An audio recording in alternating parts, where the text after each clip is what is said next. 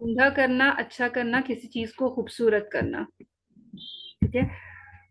اور قرآن مجید اور تجوید کی اصطلاح میں تجوید سے مراد یہ ہے کہ قرآنی حروف کو ان کے درست مخرج اور صفات کے ساتھ ادا کرنا. قرآنی حروف جو ہیں، جو حروف تعجی ہیں عربی کے، وہ ہیں 29. ان میں سے ہر حرف کو صحیح مخرج اور صفات کے ساتھ ادا کرنا. صحیح مخرج اور صفات. مخرج کیا ہے؟ مخرج ہے نکلنے کی جگہ. ان 29 حروف کے نکلنے کی جگہ سے ان کو ادا کرنا، یعنی جہاں سے جو حرف نکلتا ہے اس کو وہیں سے ادا کرنا، وہیں سے نکالنا. اور ہر حرف کی خاص صفت ہے جس سے وہ پہچانا جاتا ہے. تو ہر حرف کو اس کی صحیح صفت کے ساتھ نکالنا، ادا کرنا، اور ہر حرف کو اس کے صحیح مخرج سے نکالنا، یہ تجوید کہلاتا ہے. تجوید کیا ہے؟ کہ عربی کے حروف تہجی جو قرآن مجید میں استعمال ہوئے ہیں، ان کو وہ جہاں پہ بھی آئیں قرآن مجید کے اندر جو آ رہے ہیں، تو ان کو پڑھتے وقت ہم ان کی صحیح ادائیگی کریں، مخرج کو صحیح طریقے سے ادا کریں، اور ہر حرف کی جو صفت جو اس کے اندر پائی جاتی ہے اس صفت کے ساتھ وہ حرف ادا کریں. قرآن مجید افضل علم، تمام علوم میں جو افضل ترین علم ہے، جو سب سے اعلیٰ ترین علم ہے، وہ علم تجوید ہے. کیوں؟ کیونکہ اس کا تعلق جو ہے وہ قرآن مجید سے ہے، اللہ تعالیٰ کے کلام سے ہے. تمام علوم میں سے جو سب سے افضل ترین علم ہے وہ تجوید کا علم ہے، کیونکہ اس کا تعلق جو ہے اللہ تعالیٰ کے کلام سے ہے. جب تک ہم اس علم کو سیکھیں گے نہیں، ہم قرآن مجید کو صحیح طرح سے نہیں پڑھ سکیں گے. اسی لیے یہ علم جو ہے سب سے افضل ترین ہے. پھر تجوید کا حکم کیا ہے؟ حکم سے مراد یہ ہے کہ کیا تجوید پڑھنا لازمی ہے یا ضروری ہے، لازمی ہے یا اس آپشنل ہے، کہ نہ بھی پڑھیں تو کوئی مسئلہ نہیں ہے، قرآن مجید کو تجوید کے بغیر بھی پڑھ لیں تو یہ صحیح ہے. ٹھیک ہے. اس کا حکم دیکھتے ہیں. قرآن مجید کو تجوید کے ساتھ سیکھنا اور پڑھنا تمام مسلمانوں کے لیے فرض عین ہے. یعنی جو شخص بھی قرآن مجید پڑھے وہ تجوید کے قواعد کے مطابق قرآن مجید کو پڑھے، یہ اس کے لیے لازمی ہے. ٹھیک ہے. یعنی وہ پڑھتے ہوئے لاشعوری طور پہ بھی وہ تجوید کے قواعد کو اپلائی کرے، جبکہ ان قواعد کو سیکھنا، ان کے نام جاننا، یہ فرض کفایہ ہے. ٹھیک ہے. قرآن مجید کو تجوید کے ساتھ پڑھنا لازمی ہے، جبکہ ان تجوید کے قواعد کا نام جاننا یہ جو ہے آپشنل ہے.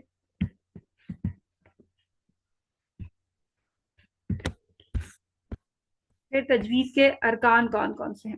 ارکان کا مطلب ہے پلرز. ارکان مطلب پلرز، یا جیسے ایک گھر کی دیواریں ہوتی ہیں، ایک کمرے کی دیواریں ہوتی ہیں. اگر کوئی بھی دیوار کمزور پڑ جائے تو کیا ہوتا ہے کہ وہ گھر، وہ مکان جو ہے وہ کمزور ہو جاتا ہے اور اس کے گرنے کا خدشہ ہوتا ہے. اسی طرح تجوید کے ارکان جو ہے، تجوید کو پڑھتے وقت ان ارکان کو قائم کرنا اور ان ارکان کا خیال رکھنا لازمی ہے. کیونکہ اگر ایک بھی رکن گر جائے گا تو کیا ہوگا؟ کوئی نہ کوئی مسٹیکس ہو جائیں گی، کوئی نہ کوئی غلطیاں ہوں گی، کوئی نہ کوئی لہن ہو جائے گی. اچھا، تجوید کے 4 ارکان ہیں. علم تجوید کے 4 ارکان ہیں. کون کون سے؟ حروف کے مخارج کی پہچان. ہم نے حروف کے بارے میں جانا کہ عربی میں جو حروف تہجی ہیں وہ کتنے ہیں؟ 29. تو ہر حرف کے مخرج کو جاننا اور پہچاننا، یعنی با کہاں سے ادا ہوگا، میم کہاں سے ادا ہوگا، دال کہاں سے ادا ہوگا، سین کہاں سے ادا ہوگا، ہر حرف کے مخرج کو پہچاننا. کیونکہ جب ہم پہچانیں گے تو تبھی اس حرف کو اس کے مخرج کے مطابق ادا کر سکیں گے. پھر حروف کی صفات کو جاننا اور پہچاننا. جب ہمیں یہ پتا ہوگا کہ اس حرف جس کو ہم ادا کر رہے ہیں اس کے اندر یہ خاص صفت پائی جاتی ہے تو تبھی ہم اس صفت کے ساتھ اس حرف کو ادا کریں گے. اگر ہمیں علم ہی نہیں ہوگا کہ سین کے اندر کیا صفت پائی جاتی ہے تو ہم کیا کریں گے؟ سین کو پڑھتے ہوئے اس کی صفت ادا نہیں کریں گے. یعنی سیٹی اس کے اندر جو صفت پائی جاتی ہے وہ سفیر کی صفت ہے. سفیر مطلب سیٹی. اگر کسی کو اس بات کا علم ہی نہیں ہوگا تو کیا ہوگا، وہ سین کو ادا کرے گا اور سین جو ہے وہ کسی اور حرف کے مشابہ ہو جائے گا، یعنی سا کے مشابہ ہو جائے گا، یہ کسی اور حرف کے مشابہ ہو جائے گا. اس طرح کیا ہوگا کہ دو حروف جو ہے وہ ان کی آپس میں مشابہت ختم ہو جائے گی. پھر کیا ہوگا، جب آپ اس کو ایک دوسرے کو ایک حرف کو دوسرے حرف کی بجائے ادا کریں گے تو کیا ہوگا، اس کا معنی مفہوم چینج ہو جائے گا. تو سب سے پہلے اہم چیز ہے حروف کے مخرج کو پہچاننا. مخرج مطلب نکلنے کی جگہ، ادائیگی کی جگہ.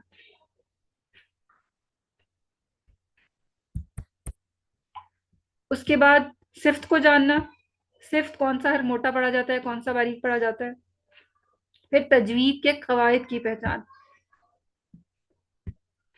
قرآن مجید پڑھتے ہوئے کون کون سے قواعد کا خیال رکھنا ہے، کون کون سے رول کا خیال رکھنا ہے. جیسے نون مشدد آئے تو ہم نے کیا کرنا ہے، نون ساکن آئے تو ہم نے کون سا قاعدہ اپلائی کرنا ہے، میم ساکن آئے تو کون سا قاعدہ اپلائی کرنا ہے. ٹھیک ہے، تو یہ تجوید کے قواعد ہیں.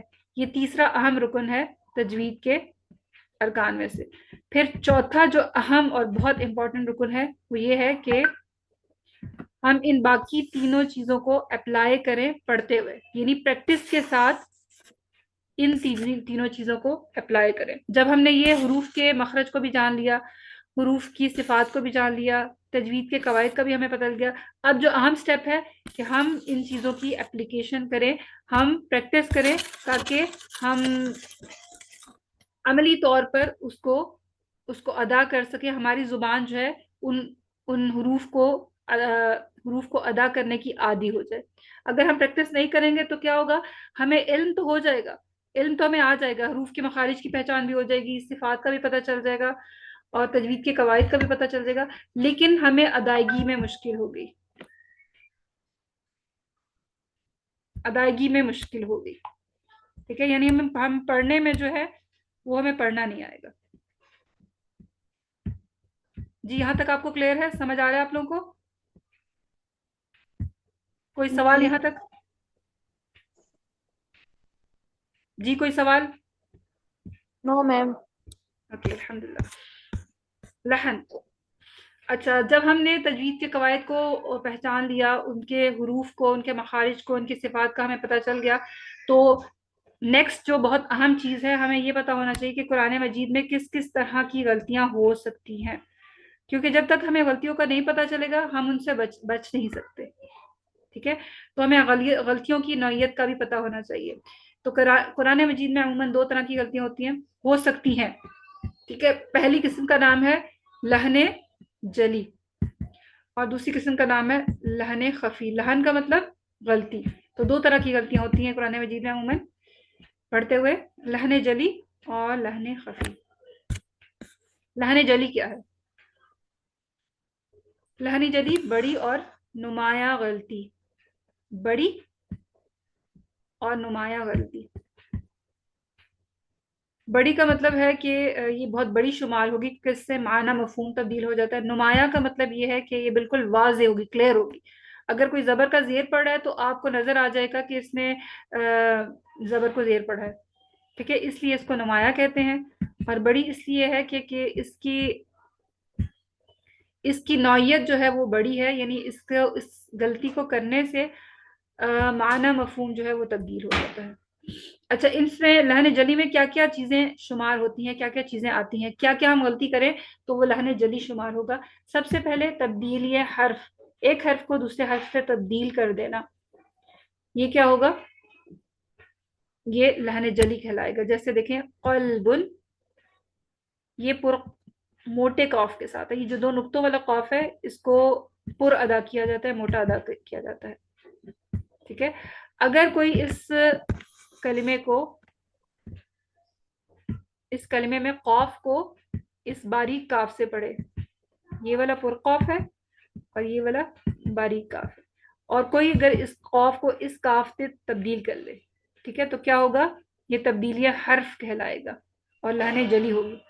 جیسے دیکھیں کوئی قلبن کو پڑھے، قلبن کو پڑھے کلبن، قلبن کو پڑھے کلبن، تو کیا ہوا، اس نے حرف تبدیل کر دیا. جب حرف تبدیل ہو گیا، ایک حرف دوسرے حرف سے تبدیل ہو گیا تو اب کیا ہوگا، معنی مفہوم تبدیل ہو جائے گا. ٹھیک ہے، اس قلب سے مراد ہے دل اور اس کلب سے مراد ہے کتا. تو دیکھیں کتنی بڑی زیادہ معنی مفہوم میں تبدیلی آ جائے گی اور مفہوم بالکل چینج ہو جائے گا. اور اسی لیے اس غلطی کو بڑی غلطی کہا جاتا ہے. پھر زیادتی حرف. زیادتی حرف، زیادتی مطلب زیادہ کرنا، کسی حرف کو اپنے طرف سے زیادہ پڑھنا جبکہ قرآن مجید میں وہ موجود نہیں ہے. جیسے قال، اب یہ دیکھیں یہ کلمہ 3 حروف پہ مشتمل ہے. قال، کوئی اس کو پڑھے قال، اب یہ 4 حرف بن گئے. قال پڑھتے ہوئے اسلام کا لام کے بعد الف کا اضافہ ہو گیا. ٹھیک ہے، تو 3 حرفوں کو 4 حرف پڑھا. کیسے کہ پڑھتے ہوئے ایک حرف کو لمبا کر دیا، لام کو لمبا کر دیا تو یہ 3 سے 4 حرف بن گئے. قال، قال. تو یہ جو زیادتی حرف ہے یعنی حرف کو زیادہ کرنا، یہ بھی بڑی اور نمایاں غلطی شمار ہوتی ہے اور اس سے بھی معنی مفہوم تبدیل ہو جائے گا. اگلی جو اس میں مسٹیک آتی ہے وہ ہے نقصان حرف. نقصان کا مطلب ہے کمی پیشی کرنا، کسی حرف کو گرا دینا. قرآن مجید میں کوئی حرف موجود ہے لیکن پڑھتے ہوئے اس کو گرا دیا جائے اور پڑھا نہ جائے. اس کی کیا مثال ہے؟ نسیا، یہ دیکھیں اس کے اندر 4 حرف ہے. کوئی اس کو پڑھے نسیا، نسیا، نسیا، اس کو پڑھے نسیا، تو اس نے کیا کیا؟ ایک حرف جو ہے وہ آخر سے گرا دیا، یہ الف جو ہے اس نے گرا دیا. تو یہ کہلائے گا نقصان حرف، اپنی طرف سے کمی کرنا کسی حرف کی، اور اس سے بھی معنی مفہوم تبدیل ہو جائے گا. پھر ہے تبدیلی حرکات اور سکنات. حرکات کو تبدیل کر دینا اور سکنات مطلب ساکن کو تبدیل کر دینا. حرکات کہا جاتا ہے زبر زیر پیش کو. اس میں کیا کیا مثالیں ہیں؟ اس میں مثال دیکھیں حسدن، اس میں سین جو ہے وہ متحرک ہے یعنی حرکت والا ہے. کوئی اس کو پڑھے حسدن، تو اس نے کیا کیا؟ سین کو ساکن کر دیا. ٹھیک ہے، متحرک کو ساکن کر دینا یا ساکن کو متحرک کر دینا، یہ بھی جو ہے لہن جلی کہلائے گی. پھر آگے دیکھیں تصیفو، تصیفو، کوئی اس کو پڑھے تصفو، تصفو. یہاں پہ فا جو ہے وہ مخفف ہے، اس میں تشدید موجود نہیں ہے، لیکن کوئی اس کو مشدد پڑھے اور مثقل پڑھے تو یہ کیا ہوگا؟ تبدیلی حرکات و سکنات میں آئے گا. اس غلطی کا حکم کیا ہے؟ اگر کسی انسان سے پڑھتے ہوئے اس طرح کی غلطیاں ہو رہی ہیں تو اس غلطی کا حکم کیا ہے؟ ایسی غلطی جو ہے حرام نوعیت کی ہے. ٹھیک ہے، اس سے بچنا چاہیے، اس کو سیکھیں تاکہ اس غلطی سے بچا جا سکے. کیوں یہ حرام نوعیت کی غلطی ہے؟ کیونکہ اس سے معنی اور مفہوم تبدیل ہو جاتا ہے. پھر لہن کی دوسری جو قسم ہے اس کو کہتے ہیں لہن خفی. لہن خفی، اب خفی سے مراد ہے خفیہ یعنی چھپی ہوئی غلطی. یہ چھوٹی اور پوشیدہ غلطی ہے. چھوٹی غلطی ہے یعنی نوعیت کے لحاظ سے یہ چھوٹی ہے، اور پوشیدہ مطلب ہڈن ہے، کوئی ماہر شخص ہی اس کو پہچان سکتا ہے. یہ کون سی غلطی ہے؟ تحسین حروف سے تعلق رکھنے والی صفات کو کم زیادہ کرنا. تحسین حروف سے مراد ہے وہ صفات جن سے قرآن مجید کے حروف جو ہیں وہ خوبصورت ادا ہوتے ہیں. ٹھیک ہے، ان صفات جو ہے ان صفات میں کمی پیشی کرنا. تو جب ان صفات میں کمی پیشی کی جائے گی تو یہ جو لہن ہوگی اس کو لہن خفی کہا جائے گا. اس پہ کون کون سی مسٹیکس آتی ہیں؟ جیسے غنہ نہ کرنا، یعنی نون مشدد آ رہا ہے تو اس کو پڑھا جائے گا ان، نون مشدد پہ غنہ کیا جائے گا. لیکن کوئی اس کو غنہ کو ڈراپ کرے اور جلدی سے ادا کر دے اننا، اننا. پھر اخفا یعنی جہاں پہ نون چھپانا ہے وہاں پہ چھپایا نہ جائے، جہاں ادغام کو کرنا ہے لیکن ادغام نہ کیا جائے. اس طرح کی جتنی بھی غلطیاں ہیں وہ لہن خفی کہلائیں گی، خفیہ غلطیاں. اور اس طرح کی غلطیوں کو وہی نشاندہی کر سکتا ہے جو قرآن کا ماہر ہے اور اس کو یہ غلطیاں اچھی طرح سے پتا ہے کہ اس طرح کی مسٹیک جو ہے وہ لہن خفی میں آتی ہیں. ٹھیک ہے، اس غلطی کا حکم کیا ہے؟ لہن خفی کا حکم کیا ہے؟ ایسی غلطی حرام تو نہیں ہے، اس کو کرنا حرام تو نہیں ہے لیکن ناپسندیدہ ہے اور اس سے حد الامکان بچنا چاہیے، کیونکہ اس کو پڑھتے ہوئے قرآن مجید کے حروف کی جو خوبصورتی ہے وہ ختم ہو جاتی ہے۔ قرآن مجید میں تجوید کا حکم۔ قرآن مجید میں تجوید کا جو لفظ ہے یہ استعمال نہیں ہوا، ٹھیک ہے؟ تو پھر تجوید کا جو کلمہ ہے یہ کہاں سے آیا ہے، ہم کیسے اس کو پہچانتے ہیں اور اس کے مطابق ہم قرآن مجید کو پڑھتے ہیں؟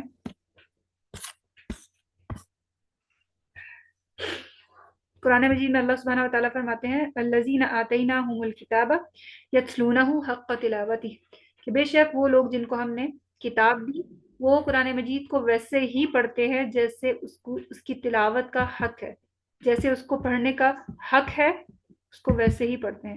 تو قرآن مجید کا یا تلاوت کا کیا حق ہے؟ قرآن مجید کو ویسے پڑھا جائے جیسے اس کو پڑھنے کا حق ہے۔ قرآن مجید کو پڑھنے کا حق کیا ہے، یعنی ہم کیسے پڑھیں گے؟ تو ہم کہیں گے کہ ہاں ہم نے قرآن مجید کو پڑھنے کا حق ادا کر دیا۔ رسول اللہ صلی اللہ علیہ وسلم فرماتے ہیں صحیح ابن خزیمہ میں ان اللہ یحب ان یقرأ القرآن کما انزل، بے شک اللہ تعالیٰ اس بات سے محبت کرتا ہے کہ قرآن مجید کو ویسے پڑھا جائے جیسے کہ وہ نازل ہوا، ٹھیک ہے؟ تو قرآن مجید یا تلاوت کا حق کیا ہے کہ قرآن مجید کو ویسے پڑھنا جیسے جبریل علیہ السلام نے نبی صلی اللہ علیہ وسلم کو سکھایا، اور جیسے نبی صلی اللہ علیہ وسلم نے صحابہ کرام کو سکھایا، اور وہ سیکھتے سیکھتے سیکھتے وہ ہم تک پہنچا۔ ہم نے قرآن مجید کو ویسے پڑھنا ہے جیسے وہ نازل ہوا، اور یہ قرآن مجید کو پڑھنے کا تلاوت کا حق ہے۔ اوکے، ترتیل کا حکم۔ قرآن مجید میں ترتیل کا حکم کیا ہے؟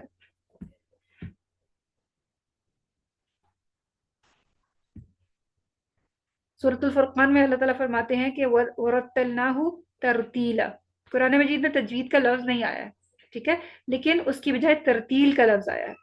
ہم دیکھتے ہیں اب ترتیل کیا ہے اور ترتیل کا جو حکم ہے وہ کہاں کہاں پہ آیا ہے۔ تو سب سے پہلے سورۃ الفرقان میں اللہ تعالیٰ فرماتے ہیں وَرَتَّلْنَاهُ تَرْتِيلًا، وَرَتَّلْنَاهُ تَرْتِيلًا، اللہ تعالیٰ فرماتے ہیں کہ ہم نے اسے یعنی اس قرآن کو ٹھہر ٹھہر کر نازل کیا، یعنی قرآن مجید کا جو نزول ہے وہ 23 سال کے عرصے میں تدریج کے ساتھ اور وقفے وقفے کے ساتھ یہ قرآن مجید نازل ہوا۔ ایک ہی گو میں نازل نہیں ہوا، ٹھیک ہے، یعنی قرآن مجید کو اللہ تعالیٰ نے ایک ہی دفعہ پوری کتاب نہیں اتار دی، بلکہ وقفے وقفے سے حالات اور واقعات کے مطابق اللہ تعالیٰ صحابہ کرام کی اور نبی صلی اللہ علیہ وسلم کی ہدایت فرماتے اور اس کے مطابق آیات اور صورتوں کو نازل فرماتے۔ تو اللہ تعالیٰ نے قرآن مجید کو ترتیل کے ساتھ نازل کیا، 23 سال کے عرصے کے ساتھ تدریجاً اس کو نازل فرمایا۔ پھر نبی صلی اللہ علیہ وسلم کو اللہ تعالیٰ نے ترتیل سے ہی پڑھنے کا حکم دیا۔ ترتیل سے پڑھنے سے کیا مراد ہے کہ خوب ٹھہر ٹھہر کر ہر حرف ہر کلمہ واضح کر کے ادا کرنا، کیونکہ اس کا نزول بھی ایسے ہی ہوا ہے، ٹھہر ٹھہر کے تدریج کے ساتھ اس کا نزول ہوا ہے۔ تو اللہ تعالیٰ نے پھر نبی صلی اللہ علیہ وسلم کو بھی حکم دیا ہے کہ آپ نے بھی اس کو ترتیل کے ساتھ پڑھنا ہے، وَرَتِّلِ الْقُرْآنَ تَرْتِيلًا، کہ اے نبی اس قرآن مجید کو ٹھہر ٹھہر کر پڑھا کیجیے۔ پھر اللہ تعالیٰ نے نبی صلی اللہ علیہ وسلم کو حکم دیا کہ اب آپ نے لوگوں کو بھی ترتیل کے ساتھ پڑھانا ہے قرآن مجید۔ قرآن کو ہم نے تھوڑا تھوڑا کر کے اس لیے اتارا تاکہ تم اس سے لوگوں پر ٹھہر ٹھہر کر پڑھو، یعنی وہ جو اہم نقطہ ہے کہ جس طرح اس کا نزول جو ہے وہ ترتیل کے ساتھ اور تدریج کے ساتھ ہوا ہے، پھر وہی حکم اللہ تعالیٰ نے نبی صلی اللہ علیہ وسلم کو دیا کہ آپ نے بھی اس کو ٹھہر ٹھہر کے پڑھنا ہے، پھر لوگوں کو بھی اسی طریقے سے پڑھانا ہے جس طرح اس کا نزول ہوا ہے۔ تو یہ وہ کلمہ ہے جو قرآن مجید میں اللہ تعالیٰ نے اتارا ہے تجوید کے لیے، یعنی ترتیل۔ ترتیل ہے کیا چیز؟ الترتیل ہوا تجوید الحروف ومعرفت الوقوف۔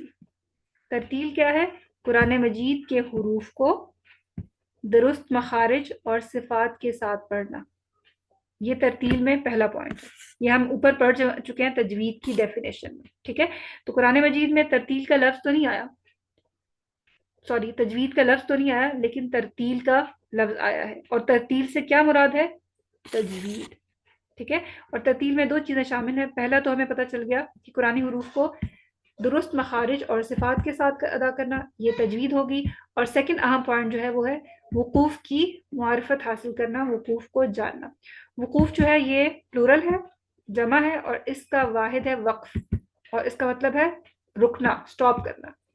تو ترتیل کا جو دوسرا اہم پوائنٹ ہے وہ یہ ہے کہ وقوف کو جاننا، یعنی کہاں پہ ہم نے رکنا ہے، کہاں پہ نہیں رکنا، اور کسی جگہ پہ رکنا ہے تو ہم نے کس طریقے پہ رکنا ہے، ٹھیک ہے، یعنی وقف کا طریقہ کار کیا ہوگا، اس کلمے پہ ہم کیسے رکیں گے، یہ ساری چیزیں جو ہیں وہ ترتیل میں آئیں گی۔ ترتیل کیا ہے؟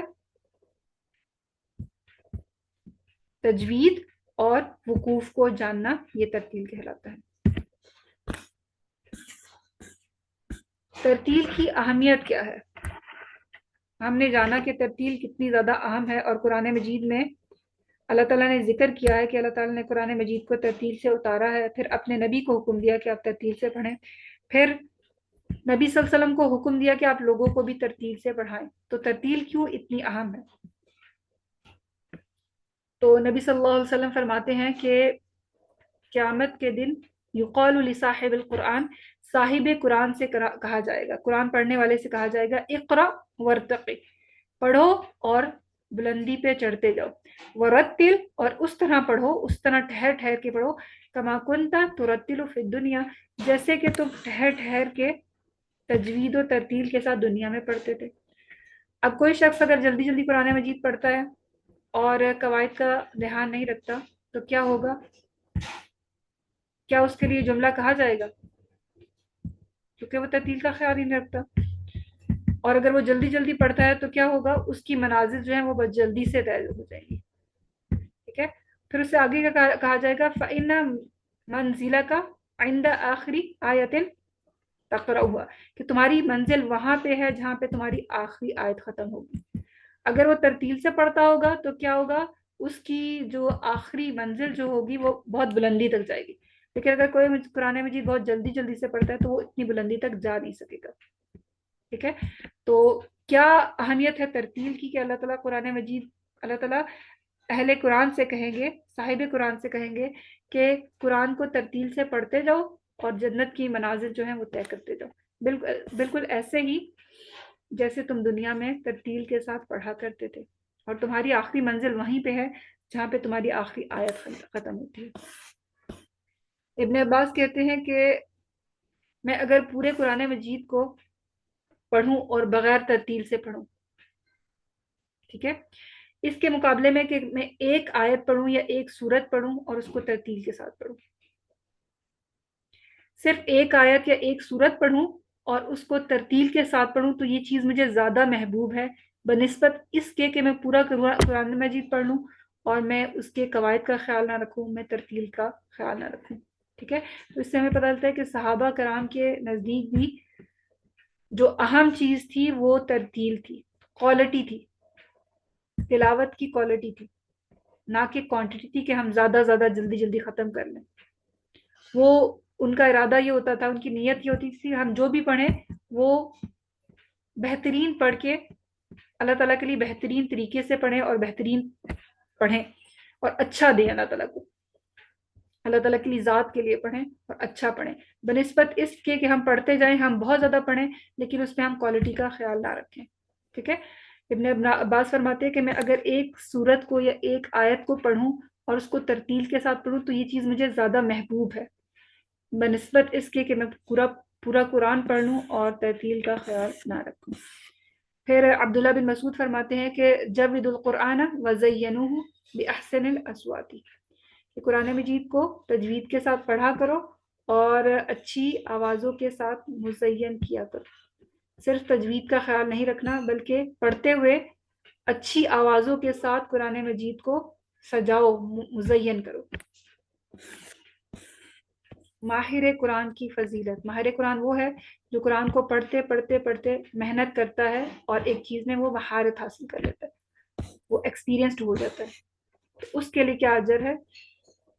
الذی یقرأ القرآن وهو ماہر بہ، کہ جو شخص قرآن مجید کو پڑھتا ہے اور پڑھتے پڑھتے وہ اس میں مہارت حاصل کر لیتا ہے تو قیامت کے دن وہ شخص جو ہے وہ اللہ تعالیٰ کے معزز اور نیک فرشتوں کے ساتھ ہو.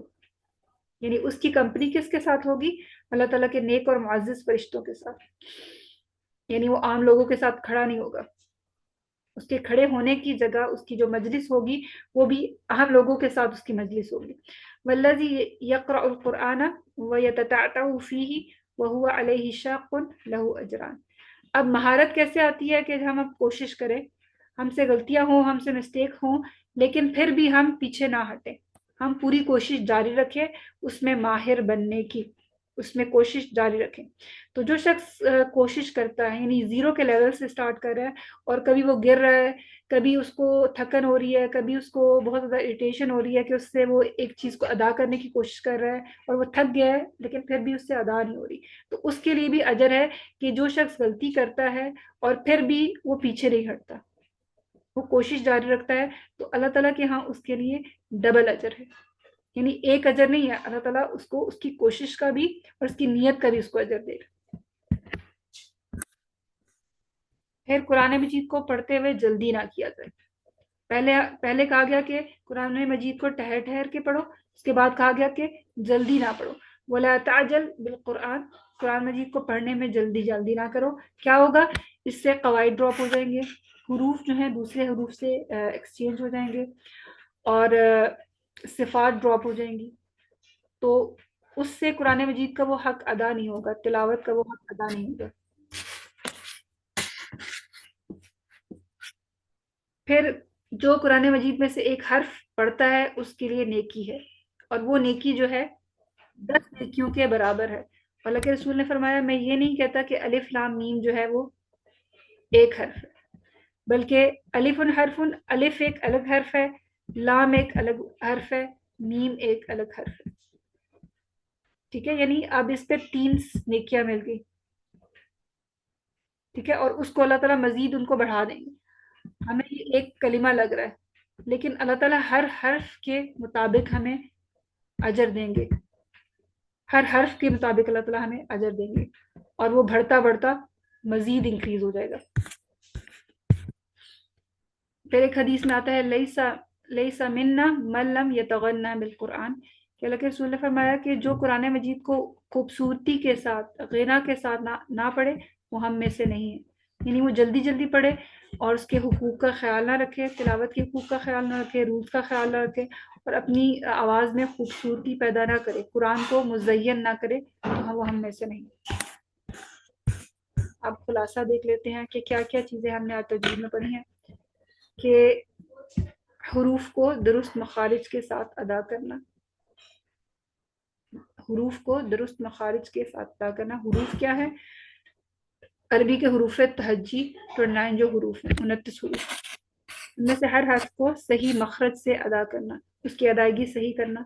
ہر حرف کی صفات کا خیال رکھنا، کون سا موٹا ہے، کون سا باریک ہے، کس میں سیٹی کی آواز ہے. پھر تجوید کے قواعد کا خیال رکھنا، یعنی کہاں پہ غنہ ہے، کہاں پہ اخفا ہے، کہاں پہ ادغام ہے، کہاں پہ اقلاب ہے.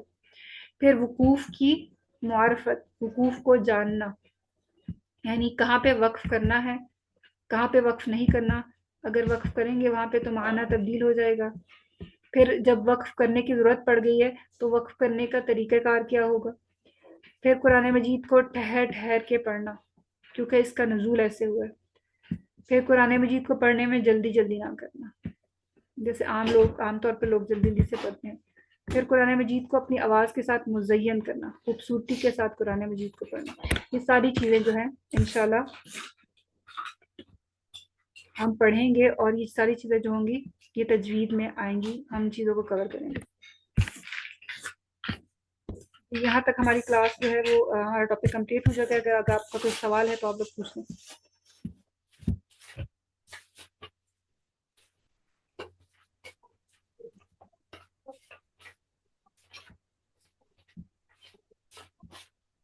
جی صدف. جی میم. کوئی سوال ہے آپ کا؟ نو میم، کوئی سوال نہیں. ٹھیک ہے، انشاءاللہ پھر ہم کل سے آغاز کرتے ہیں اور آپ کو بتا دیا جائے گا. میں کل سے ہم پہلے لیسن کا آپ کو بتا دوں گی اور اس کو ایک گائیڈ بھی کر دوں گی انشاءاللہ آپ لوگوں کو. ٹھیک ہے.